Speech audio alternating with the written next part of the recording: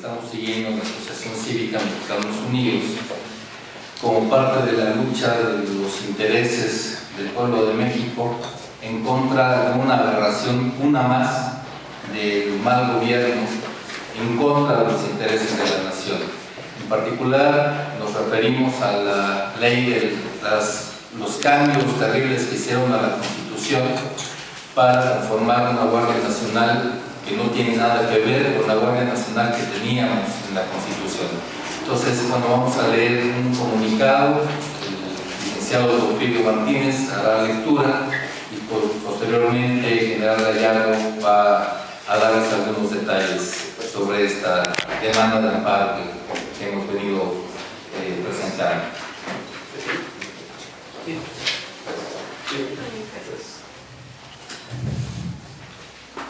Juicio de amparo de Mexicanos Unidos en contra de la inconstitucional Guardia Militar.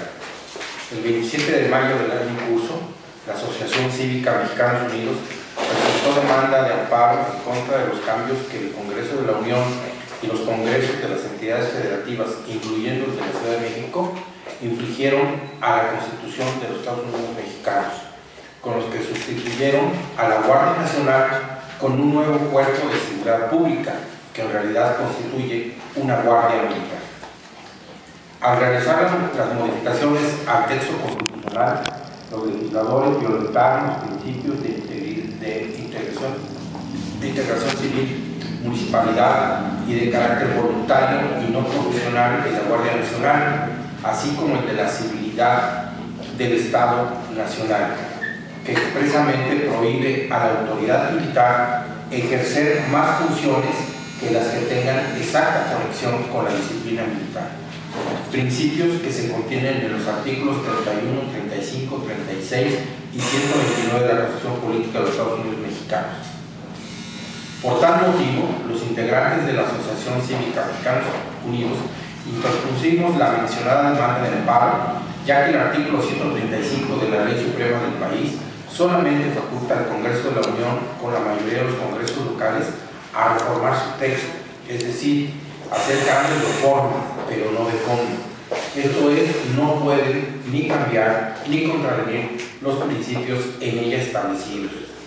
Lo que queda más claro, como dispuesto en el artículo 136 de la Ley Fundamental, que ningún gobierno podrá contravenir sus principios, ni interrumpirá su vigencia, ni siquiera en caso de una rebelión o cualquier trastorno público, porque tan luego como el pueblo recobre su libertad, la Ley Suprema recuperará su vigencia. La mencionada demanda de amparo fue turnada al 15º Juzgado de Distrito en materia administrativa en la Ciudad de México, pero ese juzgado la desechó porque tuvimos que interponer el recurso de queja respectivo y este recurso fue turnado al 20º Tribunal Colegiado en materia administrativa del primer circuito, que deberá analizar debidamente la fundamentación y los razonamientos expuestos por nuestra asociación cívica y revocar la determinación del juez de distrito.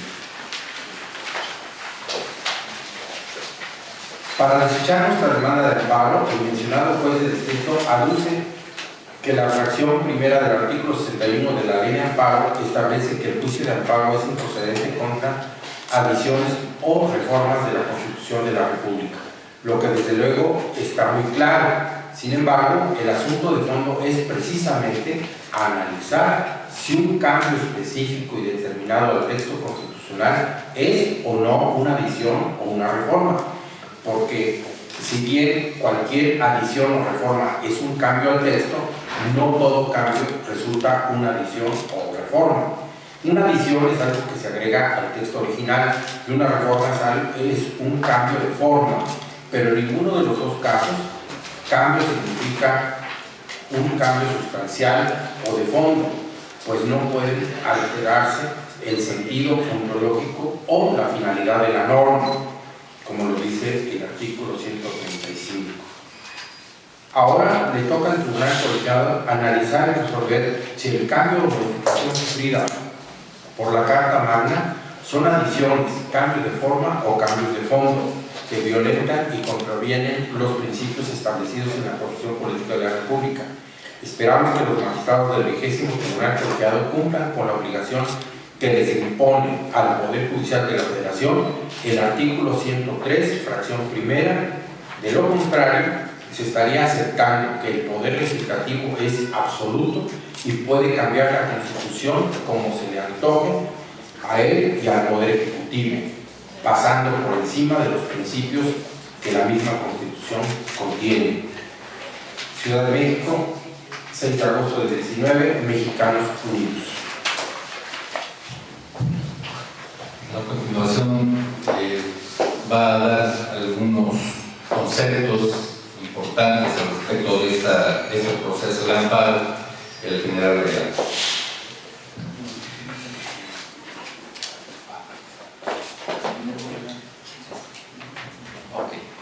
Pero primero unas palabras del compañero Oscar. Bien, es importante hacer una mención de un estudio que estábamos elaborando en Mexicanos Unidos. Aquí traigo que a 136 artículos que contiene la Constitución se le han hecho 707 reformas. Es decir, más reformas que el articulado de la misma Constitución. Destacan, por ejemplo, por periodos presidenciales, quienes han hecho cuántas reformas. Por ejemplo, vamos a tomar a partir de Carlos Salinas de Gortari. Él reformó 55 artículos. Ernesto Zedillo, 77.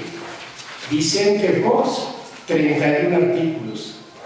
Felipe Calderón, 110. El señor Enrique Peña Nieto, 155. Y ahorita ya vamos por las 23 reformas propuestas. Así que, como ven, pues vamos creciendo en este tipo de actividades. Pareciera más bien que se dedican a buscar a ver qué más modificamos. Y es importante aquí uno de los artículos más reformados, el artículo 27. El artículo 27, que se acordarán ustedes cuando Fox dijo, ahora sí los campesinos se sacaron la lotería, porque ya son dueños de su pedacito de tierra, ya lo pueden enajenar en la manera que quieran. Y esto obviamente rompe el tejido social. Y no digo nada más el tejido social ejidal, sino el tejido social comunitario. Es lo que han estado buscando, romper la comunidad. Y así por el estilo, aquí les voy a mostrar el artículo 73, por ejemplo, tiene nada más esta cantidad de reformas. Claro, todos a conveniencia de cómo le va pareciendo mejor al gobierno en turno. Esto es muy importante porque estamos viendo cómo en las entidades federativas se está reflejando la aplicación de este nuevo esquema que se llama Guardia Nacional.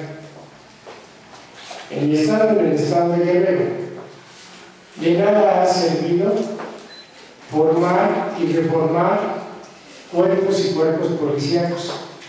A partir del acceso al poder de Ángel Aguirre Rivero, empieza a fracturar de manera terrible una organización que nosotros formamos hace más de 25 años, que se llama la Policía Comunitaria.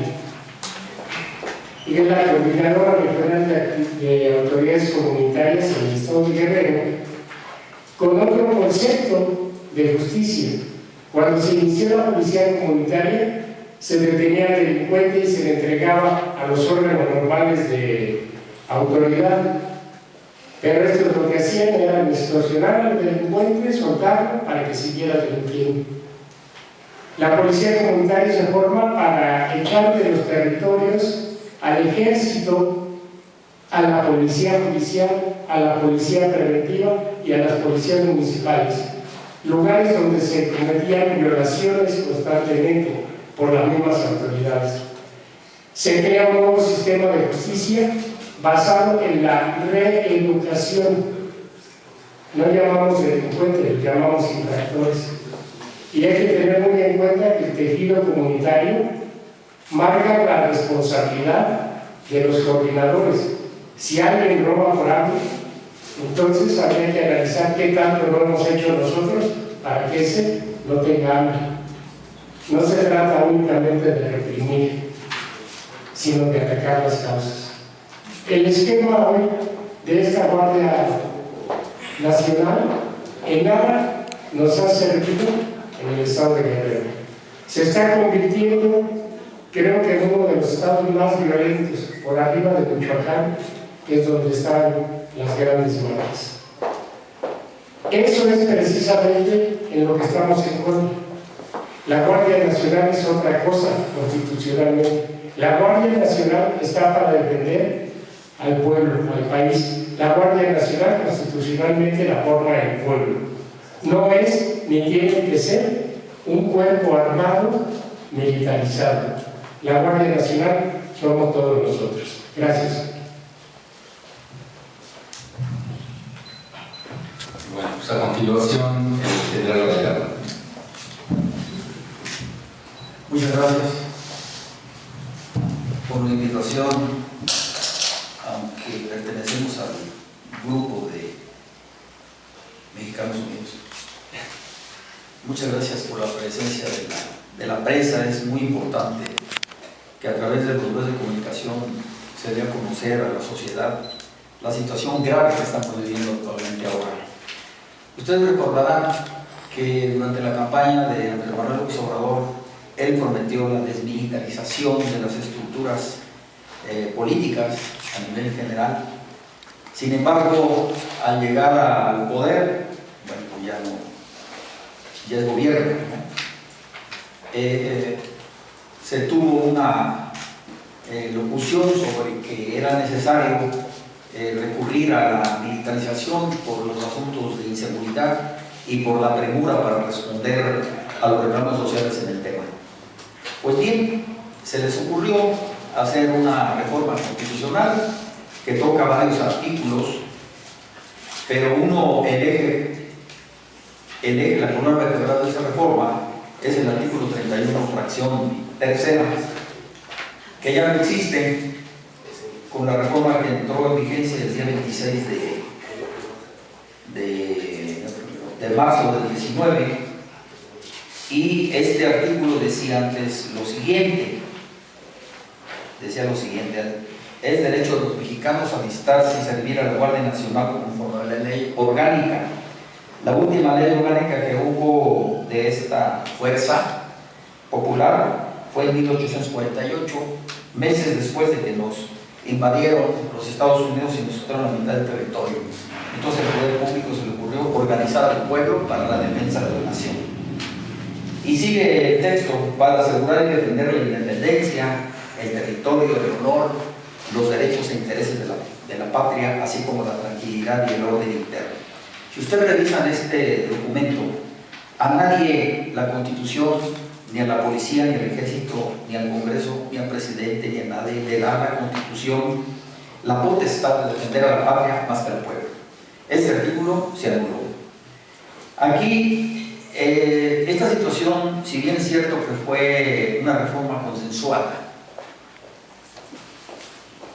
en el Congreso, consensuada en los congresos locales, incluso hasta muchas ONG se sumaron a esa reforma, lo que yo veo, según mi criterio y los estudios que hacemos, fue un fraude a la ley. ¿Y qué significa eso? La utilización de los instrumentos jurídicos para hacer una reforma a la Constitución, sí, pero violando la Constitución. Se mencionó aquí el artículo 136, que se mencionó al inicio de la mesa, y entonces aquí el pueblo recobró la vigencia de la Constitución el día 1 de julio del año pasado, y con esta reforma que se hizo en marzo pasado, pues nuevamente vuelve a perder su vigencia constitucional. ¿Cuál es el asunto que yo veo como general del ejército, como estudioso de la ciencia política, como académico? Pues lo que yo veo es que lejos de resolver un asunto de seguridad, el actual gobierno, que llega con una gran fuerza legítima a través de las urnas, va a provocar una espiral mucho más grave de violencia que de la que se trata de resolver. Tan es así que en los primeros 6 meses de este gobierno se reporta una estadística de más de 17,000 muertes. Entonces aquí lo que estamos viendo, yo lo decía en una plática en la universidad, que lo grave de esta reforma, a diferencia de otras reformas que se han hecho en el tema, rompe la estructura de defensa nacional y de seguridad del Estado mexicano. Luego entonces yo quiero aprovechar los medios para mandarle una pregunta a Andrés Manuel y al gobierno y al Congreso. ¿Cómo pueden reclamar o cómo pueden resolver o encaminarse a resolver los temas de seguridad o de inseguridad que vive el país, violando la Constitución y el Estado de Derecho? Y aquí está el punto del asunto. Para mí es falta de imaginación de cómo resolver el asunto de la inseguridad. ¿Por qué? Porque la Constitución es muy clara. La Constitución marca para la defensa nacional y la seguridad la utilización de la máxima fuerza del Estado, que es el Ejército, se va a dedicar a la defensa nacional. La policía, que se dedica al cumplimiento de los reglamentos y a fomentar la convivencia social, y la Guardia Nacional, ahora desaparecida, que se va a encargar de la defensa de la patria, de las instituciones, del orden interno y la tranquilidad. Ahora, esta reforma, desde mi punto de vista grave, es que aparta de esa, digamos, participación para resolver un asunto de inseguridad, aparta al pueblo y se lo adjudica directamente a los poderes públicos. Entonces aquí ese es uno de los efectos que yo le veo. Aparte de ello, nos quitan los mexicanos esta reforma el derecho a defender a la patria desde el punto de vista constitucional, porque nosotros, aunque haya esas reformas, pues el pueblo nunca va a perder su vigencia.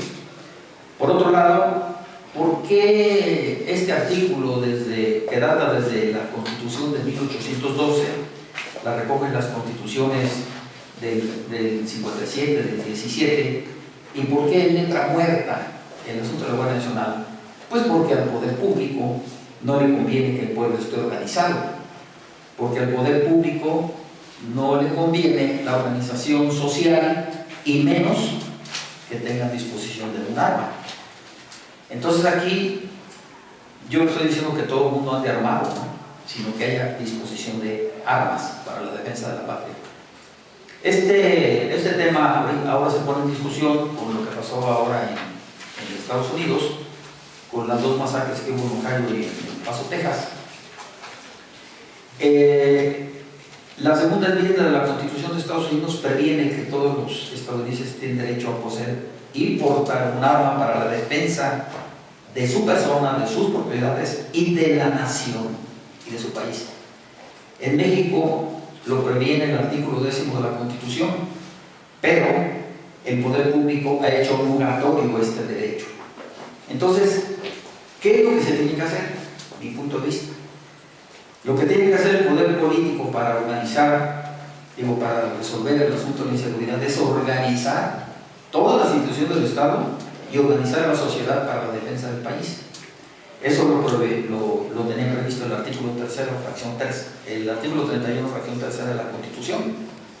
Entonces aquí, otro de los temas que habían dicho que se creaba la Guardia Nacional, que es una institución netamente militar, formada por militares, adiestrada, capacitada, etcétera, etcétera, por militares. ¿Qué es lo que digo? Yo me puse a revisar esto, ¿no?, por los asuntos de los objetivos, nada más así les doy a grandes rasgos. Según los datos oficiales, las Fuerzas Armadas tienen 300,000 efectivos, son más, pero vamos a dejarlo en 300,000. Existen actualmente 12,500 defensas rurales, que son el fuero de guerra. Esos defensas rurales antes existían en cada región del país, pero fueron anuladas conforme fueron involucrándose en la defensa de sus territorios, en la defensa de sus ejidos y esto se colapsa con la reforma 27 constitucional que hace Salinas en la época que fue presidente. Entonces, sin embargo, este cuerpo existe. Existe la presencia de los grupos de autodefensas en 16 entidades federativas. Estamos hablando de efectivos. Existen 20 millones de personas que se declaran como comunidades indígenas. Estamos hablando de las policías comunitarias que tienen un resguardo de carácter constitucional en el artículo 2 y en el artículo 133 de la Constitución a través de los tratados de la OIT. Por otro lado, me puse a revisar lo que tiene que ver con el Servicio Militar Nacional, o como se conoce en México, con los que marchan cada año. Ahorita está en actividad la clase 2019, pero revisando todas las clases, digamos, de carácter que pueden en un momento activarse para defender a la patria, es la primera reserva que previene la ley de servicio internacional, que son de los 19 años a los 30. La segunda reserva, que es de los 31 a los 40. Esas dos reservas, nada más les voy a mencionar la primera reserva. Revisando las estadísticas del Servicio Militar Nacional, estamos hablando de 7,5 millones de mexicanos que podrían activarse en una situación de crisis como la que estamos viviendo, y que la debería de haber activado el poder público a través de una declaratoria de excepción que contempla el artículo 21 de la Constitución.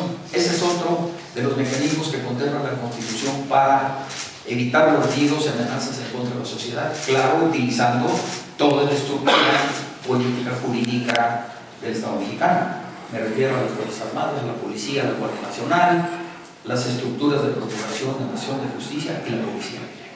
Todo esto se dejó de lado.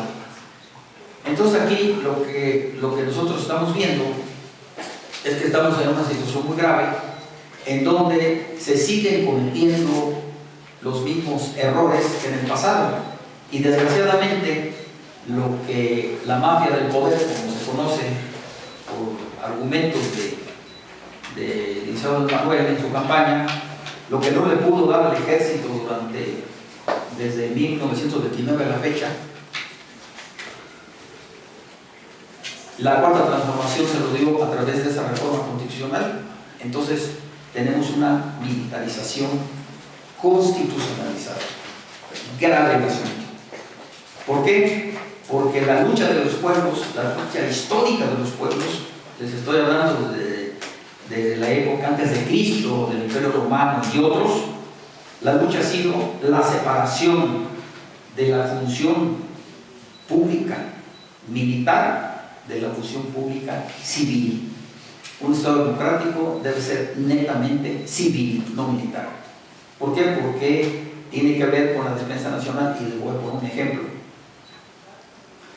Según la ley militar, previene que en una situación de crisis o de guerra, el ejército mexicano se transformaría en una guerra de guerrillas, como pasó en las invasiones y en las luchas que dio el pueblo de México en la independencia, en la revolución, etc.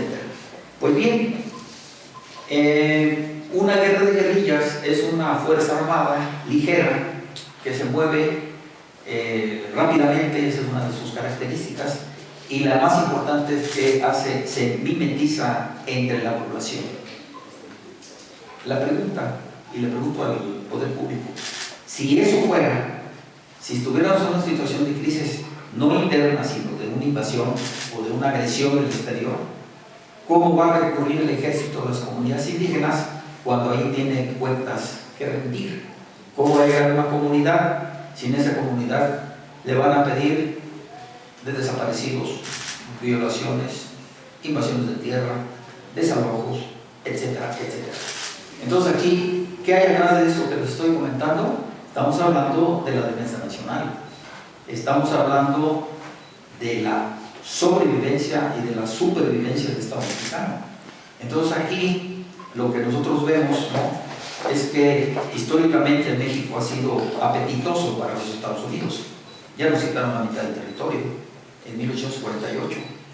Después de la invasión del 48 se firmó un tratado que se llama Macleo Campos, en donde ellos querían transitar libremente por el territorio nacional, utilizar los puertos, las fronteras y principalmente el mismo de Tehuantepec. Luego, afortunadamente no se logró, se firmó el tratado, lo firmó Juárez. No se llevó a cabo porque en ese entonces había un conflicto de guerra interna en los Estados Unidos en la guerra de secesión. Por lo tanto, el Congreso de Estados Unidos no aprobó no se activó ese tratado. En 1929, 28, no recuerdo exactamente el año, cuando Obregón era presidente, se firmó el Tratado de Bucareli. ¿Y este tratado de qué significa? Los Estados Unidos le dijeron a Obregón que el artículo 27 constitucional que había entrado en vigencia en la Constitución del 17, entonces declara los bienes de la nación, que los bienes de todo el país, el petróleo, el oro, son propiedad exclusiva de la nación. Y entonces los Estados Unidos llegan y dicen, oye, ¿sabes qué? Ese artículo nos estorba. ¿Por qué? Porque nosotros tenemos intereses, tenemos transnacionales, queremos utilizar tus recursos, ¿no? Porque además ustedes no tienen derecho, porque nosotros hablamos con Dios y con la divinidad y nos dijo que nosotros tenemos la obligación de extender la democracia y la libertad en todo el mundo. O sea, ¿de qué se trata? Y aparte de ello, ahora todavía, y eso a mí todavía no lo alcanzo a procesar, Andrés Manuel en junio, julio del año pasado, todavía no tenía posesión de la presidencia, le mandó una carta a Trump, y en esa carta, pues más, me parece como si fuera un parte de novedades, y aparte de ello le pone a disposición el territorio nacional y la construcción de un canal transísmico precisamente en el istmo de Tehuantepec. El Tren Maya tiene que ver con eso. Entonces, la pregunta, ¿de qué se trata? ¿En dónde estamos? ¿Por qué la Guardia Nacional? ¿Por qué la militarización de las estructuras? ¿Y por qué desaparecer una de la potestad exclusiva del pueblo mexicano para defender a la patria, anulando el artículo 31, sección tercera de la Constitución? Digo, esa es una pregunta, no estoy acusando nada, estoy dando mi opinión. Y entonces aquí volvemos al tema, ¿cómo le podríamos hacer para resolver el asunto? Que es gravísimo el asunto de la inseguridad, organizando al pueblo, creando la Guardia Nacional, como lo decía el artículo 32 de la Constitución. ¿Cómo? Pues yendo a los pueblos, trabajar en las comunidades, involucrar a la gente, respetar sobre todo las dignidades de las personas. Les digo, uno de los problemas que ahora tiene la Guardia Nacional tiene que ver con eso precisamente. ¿Por qué? Porque desde el poder público se humilló a la Policía Federal, se humilló al Ejército. Estamos hablando de dignidades, y eso, si no lo entiende el equipo de Andrés Manuel y el mismo presidente, pues es un asunto grave. Y lo digo en concreto, no se puede acusar desde el poder público a una institución como la Policía Federal, que tiene una gran historia, que hay corrupción, pues hay corrupción en todos lados, es la esencia de la humanidad, la corrupción, pero debe haber controles institucionales para sancionar esos puntos, ¿no? Sin embargo, se acusa a la Policía Federal, incluso ahorita se está haciendo, creo, una auditoría. Pero también en una declaración, yo pienso que lo traicionó la conciencia Andrés Manuel, dijo que si él estuviera, convertiría al ejército mexicano en una Guardia Nacional. Y entonces, no sé si sepa lo que está diciendo, pero si eso pasa, entonces México se va a convertir en un protectorado, en virtud de que un Estado nacional soberano como México renuncia a su defensa nacional y se le entrega a otro país como son los Estados Unidos, pues nos convertimos en un protectorado.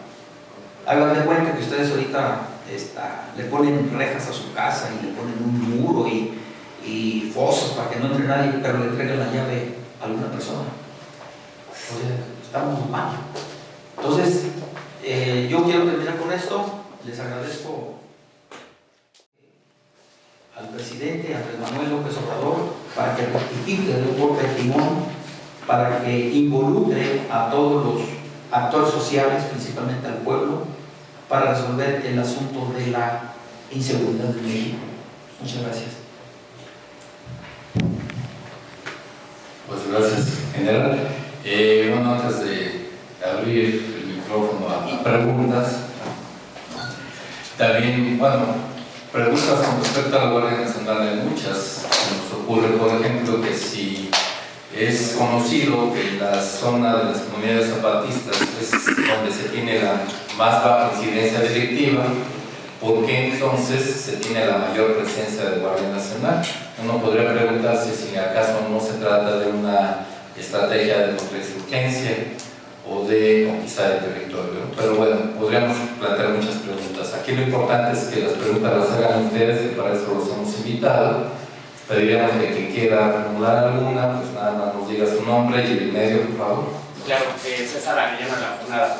Precisamente, general, ¿cuáles serían esos retos de la Guardia Nacional en la actualidad, por favor?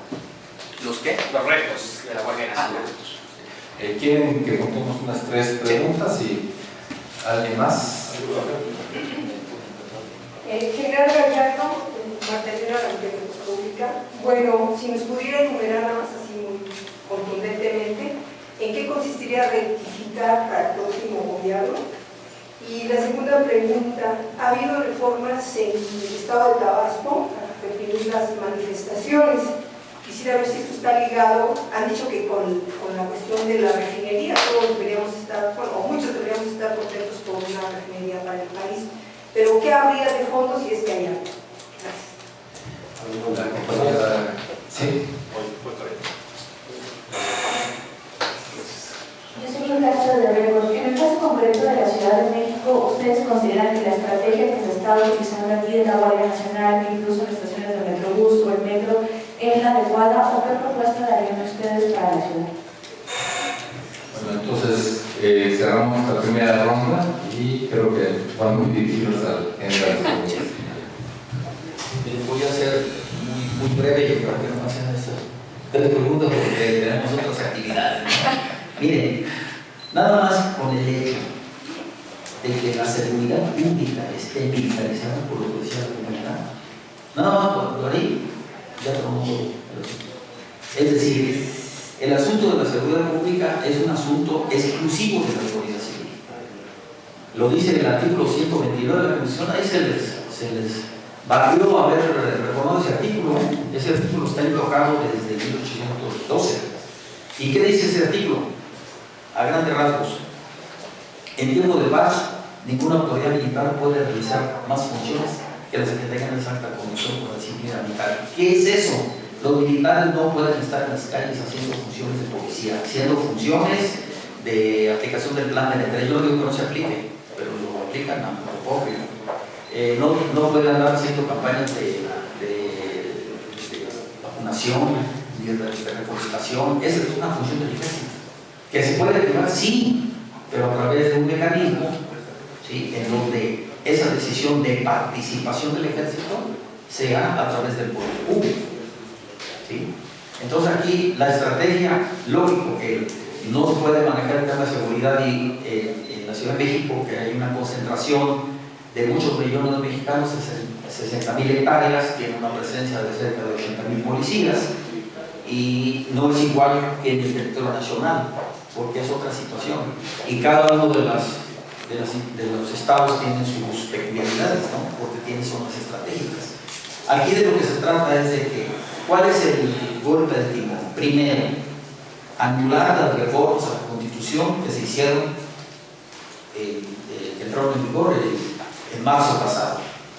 Las 2, reforzar la Guardia Nacional, una Guardia Nacional civil organizada como lo dice la Constitución. Es más, la ley de la Guardia Nacional de 1848, lean la ley 701 del Estado de Guerrero, lean el reglamento, algunos artículos, lean el reglamento de la CRAC, ahí viene la organización.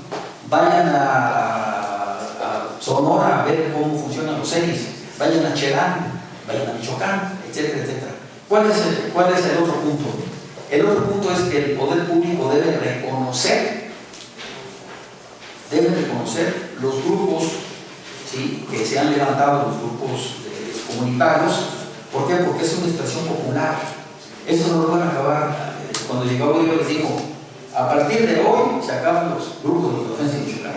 Y yo le quiero preguntar al gobernador, muchos grupos siguen ahí. ¿Por qué? Porque o sea, la causa no se ha atacado. ¿Y cuál es la causa? Hay dos recomendaciones de la Comisión Nacional de Derechos Humanos sobre Guerrero y sobre Michoacán, más o menos 2012, 2013, leanlas, y al final coinciden las dos. Una, ¿por qué hay grupos armados? Porque no hay gobierno, porque no hay justicia, porque no hay ministerio público, porque no hay trabajo, porque hay ausencia del Estado. Entonces, ¿a dónde vamos a atacar el tema de inseguridad? Pues ahí. ¿Y por qué el gobierno no lo quiere reconocer? Como dijo aquí Arturo, ¿qué hay atrás de eso? ¿Es una política contrainsurgente? Por eso se crea la ley Garrote de Tabasco, para impedir la protesta social. ¿Cómo? Si esas son luchas sociales que están contempladas inclusive en la Constitución, el artículo 8, leamos, el artículo 9 dice que todos los mexicanos tenemos derecho a agruparnos en forma pacífica, etcétera, etcétera. Ahí dice en la Constitución. Ahora, a lo mejor anulan esos artículos, para cómo vamos. ¿Qué hay detrás de todo esto? ¿Ocurrencias? ¿O qué hay? Esa carta que les mencioné yo de Andrés Manuel, y esa carta me preocupa. Y aparte de ello, pues la selección que hizo otro nombramiento se debe hacer porque todas las personas que están involucradas en el tema de seguridad, pues son personas que ya estuvieron allí, digo con todo respeto, ¿no? Pero el asunto que estamos resolviendo ahorita tiene que ver con los fracasos, con las incoherencias y con las faltas de organización que se hicieron cuando ellos estuvieron a cargo de esas reuniones. ¿Sí? Y estoy hablando, bueno, ¿para qué digo nombres? Ustedes ya saben quiénes son. Entonces, todo eso se dice. ¿Quién debe hacer eso? El artículo 29 de la Constitución previene que el presidente puede convocar a un estado de excepción, que convoque, que escuche. Primero que escuche, mucho, escuchar, y después poco hablar. Entonces, ese es mi punto de vista, ¿no? Y la otra, ¿no? Yo les voy a decir una cosa. Yo estuve como candidato en el gobierno de Colima, y yo dije, si yo soy gobernador, yo sabía que estaba soñando, pero si soy gobernador, voy a estar en Colima. Y la estructura, ahí está. Si yo voy a Colima, se reduce la estructura que hicimos para un asunto electoral, pero la gente está ahí, y eso es lo que se tiene que hacer. Híjole, no me voy. Muchas gracias. No, pero los retos, general, eso me faltó decir. ¿Cuáles son los retos que tiene la Guardia Nacional? Perdón. Los retos, pues los retos son resolver el asunto de inseguridad que estamos padeciendo ahorita, resolver, reestructurar todas las estructuras de seguridad, pero la seguridad no únicamente tiene que ver con policías militares, no, tiene que ver con la procuración y la gestión de justicia, con el sistema carcelario, con la respuesta de las instituciones de salud, de educación, todo eso. O sea, es un asunto integral. ¿Por qué es complejo? ¿Por qué es complejo el asunto de seguridad? Porque esa es una función exclusiva por la cual se creó el Estado. Esa es la principal. Se suma la justicia, la hacienda y el gobierno, pero lo más importante es seguridad. El actual gobierno podrá tener todo, legitimidad, lana, todo lo que quieran, pero si no tiene seguridad, no tiene nada. Ese es el punto. Muchas gracias. Va a ampliar un poquito Oscar y posteriormente Rogelio. Rápidamente, la pregunta sobre la presencia de la Guardia Nacional aquí en la Ciudad de México. Creo que es terrible lo que está pasando. Que, por ejemplo, en el sistema de transporte colectivo veamos militares armados con armas largas. No sé si ahí van a combatir al narco, si los narcotraficantes toman las líneas del metro y usan su tarjeta de transbordo para que no paguen el transbordo. Eso es terrible. Pero lo más grave es el desconocimiento que está teniendo el gobierno federal a la organización social al echarlos a todos en una misma canasta. Es cierto que había organizaciones sociales, organizaciones civiles que se formaron específicamente para darle legitimidad a los gobiernos anteriores, como es el de Mexicanos Primero, el de la señora Wallace, la Asociación Penal, ¿cómo es? De defensa penal o aplicación, cosas de esas organizaciones que se formaron para legitimar a los gobiernos anteriores, a las que sí se les daban recursos. Pero habíamos muchas otras en las sierras, en los estados, que no recibíamos ni pedíamos ningún recurso. Estamos tratando de organizarnos de manera diferente, de construir nuestras propias formas y de pedir respeto a esas formas. Defendemos los bosques, defendemos el territorio, estamos en contra de la minería, y lo que mencionaba el general hace un momento, nos echaron abajo un foro donde íbamos a analizar el corredor transísmico. Estaba el licenciado Porfirio como ponente en ese foro. Nos lo echaron abajo porque el Senado de la República lo cambió sin mayor explicación y hasta la fecha está pendiente. Ahora, ¿qué está pasando aquí en la Ciudad de México? Yo estoy recordando los años 60, 70. Volvemos a tener el delito de portación de cara, el delito de ser joven, el delito de ser obrero, de ser punqueto, porque hoy, en contra del artículo 16 de la Constitución, que no permite ningún tipo de revisión si no es debidamente justificada por la autoridad judicial, hoy lo pagan a uno en cualquier momento, con cualquier pretexto, no habiendo delito, no habiendo ninguna fragancia, nada más por la pura sospecha, para hacer revisiones. Y eso, un policía que hoy ya los vistieron de blanco en el metro, pero con un señor atrás de 2 metros con un arma así, pues ¿quién les va a decir que no?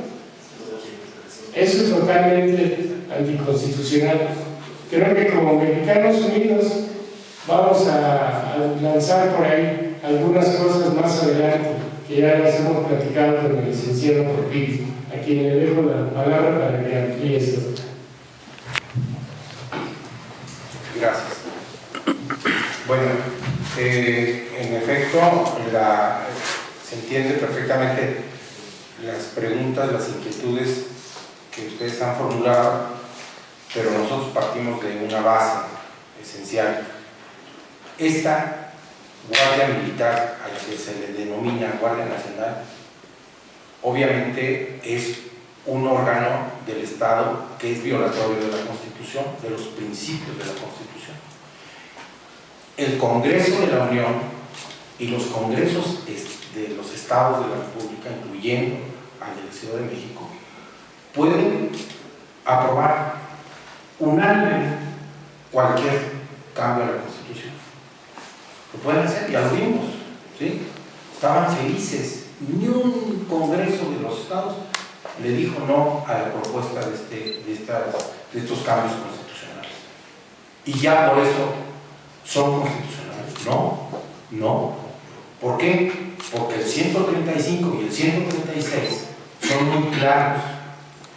La Constitución, dice el primero, solamente se puede adicionar o reformar. ¿Qué quiere decir adicionar? Pues agregar algo que le falte al artículo vigente, al texto original.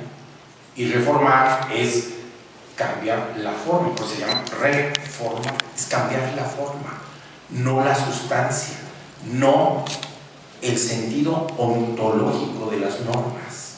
Las normas no se expiden porque sí, todas tienen una finalidad. Y en la Constitución del 17 se reconoció a la Guardia Nacional, precisamente a esa Guardia Nacional histórica, gloriosa, heroica, que fue la que defendió Tenochtitlan. Ustedes no saben que el ejército de los mexicas, igual que los ejércitos de las demás naciones, nuestras originarias no eran profesionales, no se les pagaba nada. Eran los agricultores, eran los comerciantes, eran los educadores, eran la gente que trabajaba en diferentes actividades, la que integraba las fuerzas armadas de aquella época, los ejércitos de aquella época. Y eso se viene dando en el transcurso de nuestra historia. ¿Quién defendió Puebla? ¿Quién le ganó al ejército más importante de esa época del mundo? Pues la Guardia Nacional. No fue el ejército profesional. Cuando la invasión de los Estados Unidos, igual. ¿Qué hacía el jefe del ejército formal, del ejército oficial de este país? Santana. ¿Qué hacía? Ordenar que ya cuando estaban a punto de derrotar al ejército norteamericano, les decía: replieguense, porque hay que descansar. ¿Cuál descansar? A ver, él quería entregar las plazas para que nos dominaran. Bueno, entonces tenemos esa historia. Lamentablemente, nuestro ejército profesional, muchos generales, muchos jefes de nuestros ejércitos profesionales han sido unos verdaderos traidores. Y quien ha defendido este país ha sido el pueblo armado. ¿Quién hizo la revolución?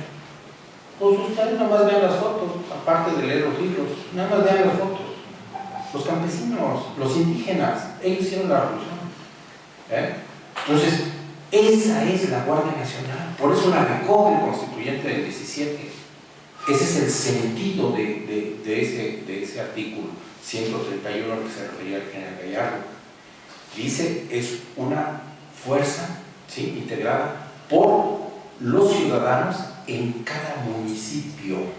Y es una de las violaciones flagrantes de esta disque reforma, que no es reforma, repito, no se cambió la forma, se cambió el sentido, se cambió la esencia de la Guardia Nacional. ¿Por qué? Porque ahora no son los ciudadanos, que dice el artículo 131, se forma con los ciudadanos en cada municipio. Es más, dice, los ciudadanos elegirán a sus jefes, nombrarán a sus jefes. Fíjense nada más hasta dónde llega la autenticidad de una fuerza, cuando es una fuerza para defender al pueblo. El mismo pueblo defiende al pueblo. Entonces, cambiar eso por una fuerza militar es realmente gravísimo. ¿Por qué? Porque si ahora lo permitimos, el día de mañana nos van a decir que como no ha funcionado la república, pues nos vamos a convertir en imperio, en un régimen monárquico, y después pues de que en lugar de tener la mayoría de edad para poder ser procesados a los 21 años, pues ahora va a ser a los 15 años, ¿sí? Y entonces todos los problemas de la sociedad se le quieren revertir a la sociedad para que, como si fuera el culpable de esto, cuando ya lo dijo muy bien el compañero Oscar, de todas las 700 y tantas reformas que le han hecho a la Constitución, ¿cuál ha solucionado algo? Ninguna. Ninguna.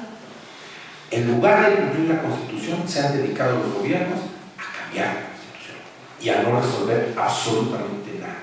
Entonces, por eso interpusimos el juicio de amparo, por eso estamos hoy en el recurso de queja ante el Tribunal Colegiado, tal como lo mencionamos aquí en el escrito, y esperamos que el Poder Judicial de la Federación resuelva esto respetando lo que señala la Constitución y que se eche abajo este cambio para que en lugar de tantas reformas se expida la ley orgánica de la Guardia Nacional, que es lo único que falta, la ley orgánica que ningún gobierno ha querido que salga, por lo que decía el general Gallardo, porque le tienen miedo al pueblo. Esa es la razón de que no se haya emitido y aprobado una ley orgánica de la Guardia Nacional. Nosotros estamos a favor de la Guardia Nacional, constitucional e histórica, y no aceptamos que nos den gato por liebre y que nos anden amenazando con los fusiles en el metro o en cualquier lugar del país. El ejército tiene otra tarea, está hecho para liquidar, para aniquilar. Esa es su tarea, y que lo haga, que se prepare contra el enemigo de la nación, no contra el pueblo. Muchas gracias. Bueno, pues ya para terminar, nada más, creo que faltó contextualizar la pregunta de eso de los retos de la Guardia Nacional, si era la Guardia Nacional verdadera, que creo que las respuestas iban en ese sentido, o el bodrio ese de la 4T, porque creo que su único reto es exterminar la resistencia a la organización popular y facilitar la entrega de los territorios y los recursos al gran capital internacional. Bueno, ya no tenemos tiempo para más, ya nos hicieron y varias señas, ya se nos acabó el tiempo, les agradecemos su presencia y nada más un comercial que el sábado vamos a hacer un homenaje al comandante Fidel, pegamos un póster ahí a la entrada, pues si quieren informarse, les podemos dar algunas copias también. Muchas gracias. Muchas gracias.